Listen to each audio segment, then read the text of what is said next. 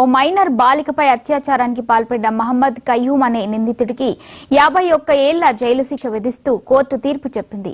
ఈ కేసులో న్యాయమూర్తి ఒక్కో నేరానికి ఒక్కో శిక్షను ఖరారు చేశారు. అత్యాచార కేసులో 20 ఏళ్లు, పోక్సో కేసులో 20 ఏళ్లు, ఎస్సీ ఎస్టీ కేసులో 10 ఏళ్లు, మైనర్ బాలికను బెదిరించినందుకు మరో ఏడాది జైలు శిక్ష విధించారు. ఇలాంటి ఘటనలు పునరావృతం కాకుండా నేరస్తులకు గుణపాఠం చెప్పేలా ఈ తీర్పు ఉందని న్యాయ వర్గాలు అభిప్రాయపడుతున్నాయి.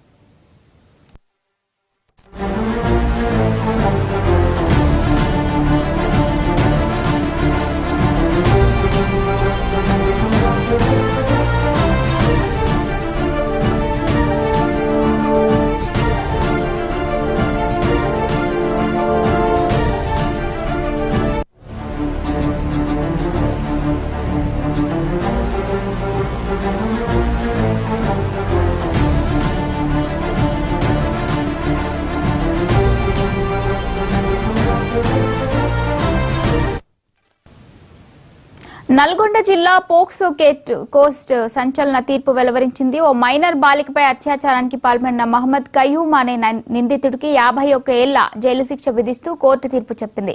ఇక ఇదే అంశంపై మరిన్ని అప్డేట్స్ మా కరెస్పాండెంట్ రాము అందిస్తారు. రాము, చెప్పండి. 2021 డిసెంబర్ 5న ఒక మైనర్ బాలికను అత్యాచారం చేశారన్న ఘటనపై నిందితునికి ఈరోజు 51 ఏళ్ల జైలు శిక్ష విధించింది పోక్సో కోర్టు. ఇది సంచలనంగా మారిందని చెప్పుకోవచ్చు.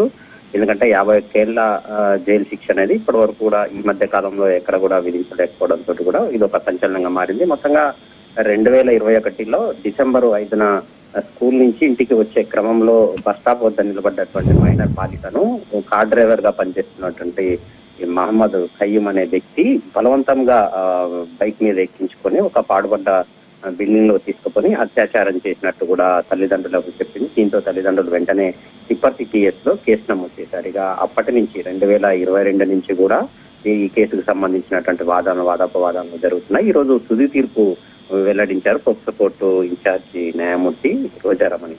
మొత్తంగా ఈ గత కొన్ని నెలలుగా చూసుకున్నట్లయితే 3 సంచలన తీర్పులు వెలువరించింది ఈ ఇన్ఛార్జి న్యాయమూర్తి రోజారమణి. ఇప్పటికే ఒక లైఫ్ తో పాటు ఒక మరణ శిక్ష, మరోవైపు ఈ రోజు 51 సంవత్సరాలకు సంబంధించినటువంటి కఠిన కారాగార శిక్ష కూడా విధించింది. దీంతో పాటు నిందితుడి నుంచి మహమ్మద్ కయ్యూమ్ నుంచి 75,000 రూపాయల నష్టపరిహారం చెల్లించాలని చెప్పేసి కూడా చెప్పింది. అదేవిధంగా ఎవరు బాధితురాల కుటుంబానికి 7 లక్షల పరిహారం కూడా అందించాలని చెప్పేసి కూడా తీర్పులో వెల్లడించినటువంటి పరిస్థితి. మొత్తంగా ఈ కేసులో చూస్తున్నట్లయితే అత్యాచార కేసులో 20 ఏళ్లు, పోక్సో కోడ్ కేసులో 20 ఏళ్లు, ఎస్సీ ఎస్టీ సంబంధించి 10 ఏళ్లు, మొత్తం 50 ఏళ్లు జైలు శిక్ష కాగా ఒక మైనర్ బాలికను బెదిరించి, ఎందుకంటే అత్యాచారం చేసిన తర్వాత ఎవరికైనా చెప్తే తల్లిదండ్రులకు కానీ ఎవరికైనా స్నేహితులకు కానీ చెప్తే చంపేస్తానని బెదిరించిన దాని కింద సెక్షన్ 506 కింద కేసులో మరో ఏడాది జైలు శిక్ష విధించింది న్యాయమూర్తి. కూడా మొత్తంగా 51 ఏళ్ల జైలు శిక్ష విధించినట్లయింది.